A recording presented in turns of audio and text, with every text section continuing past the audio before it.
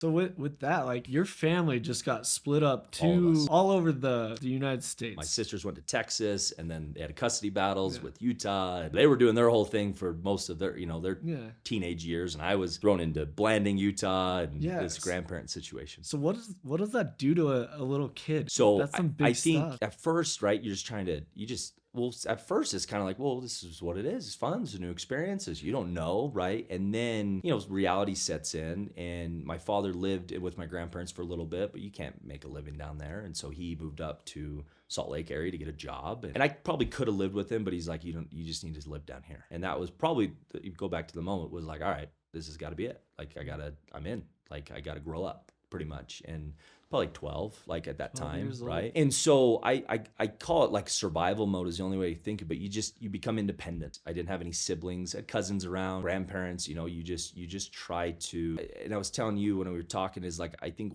it's one of my strengths, but one of the weaknesses is like, I didn't want to be a burden. Like at some point, even though I was frustrated, at some point I was like, oh man, I can't burden these people. These 70-year-old people are burdened by me. Dad's burdened by, right? Like I don't want to be a burden anymore to people. And so the only other route is independence. Like I got to be independent. I got to function myself.